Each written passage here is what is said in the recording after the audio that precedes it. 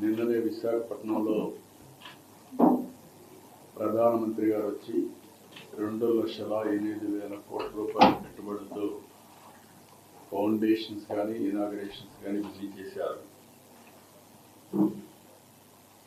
అది చేసిన తర్వాత సాయంత్రం నేను అమరావతికి వస్తానే ఈ న్యూస్ వచ్చింది.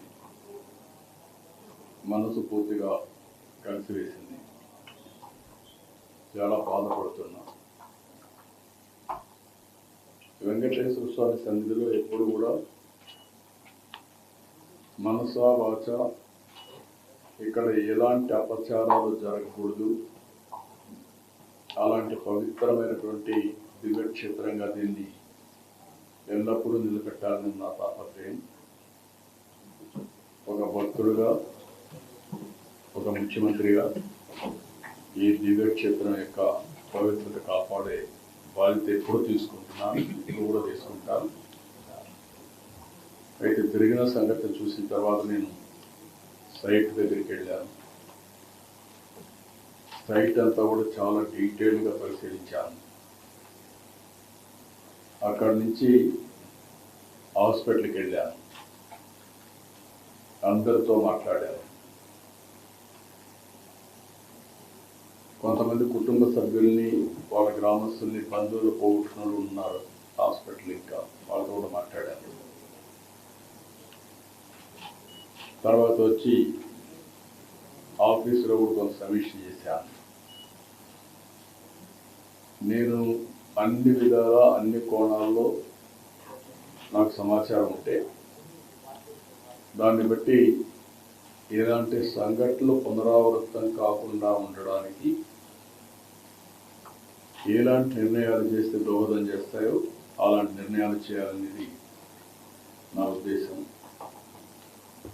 నేను ఏం చేసినా కూడా నా మనస్సాక్షిగా ఈ దివ్యక్షేత్రాన్ని మళ్ళీ పవిత్రత కాపాడడానికి ప్రయత్నం చేస్తాను. అందుకని ఈరోజు కొన్ని నిర్ణయాలు తీసుకుంటూ కొన్ని డైరెక్షన్ కూడా ఇస్తున్నాను. అదే మరి బోర్డు చైర్మన్ ఉన్నాడు, ఈఓ ఉన్నారు, వాళ్ళు కూడా మెంబర్ కూడా ఉన్నారు. వాళ్ళు కూడా చాలా స్పష్టంగా ఆదేశాలు ఇస్తున్నారు. వాళ్ళు కూడా బోర్డులో డిస్కస్ చేసి నేను చెప్పిన నిర్ణయాలు కరెక్ట్ అని బోర్డు కూడా భావిస్తే వాళ్ళు అవన్నీ అమలు చేస్తారు. అల్టిమేట్గా ఏ వ్యక్తి కూడా ఈ పవిత్ర క్షేత్రం వ్యక్తిగత ఎగోతో కానీ, మన యొక్క అసమర్థతో కానీ,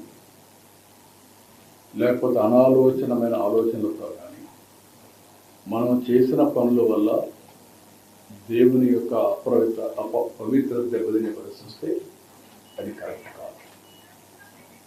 తెలిసి చేసినా తెలియక చేసినా తప్పే అవుతుంది.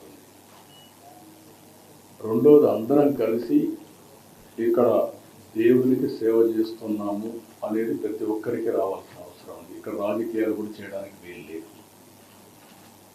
రాజకీయాలకు అతీతంగా కలియుగ వెంకటేశ్వర స్వామి, కలియుగ దేవుడికి మనం సేవ చేస్తున్నాం అనే భావంతో అందరం ముందుకు పోవాల్సిన అవసరం ఉంది.